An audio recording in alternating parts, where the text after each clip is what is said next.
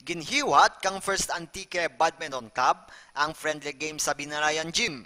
Pinagiman sa pag-imitar kang pira ka mga organisasyon kang badminton.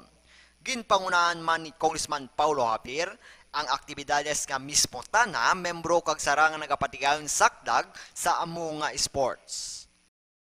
I would like to express our thanks and gratitude to First Antique Badminton Club for giving us a warm welcome and of course for your kind hospitality.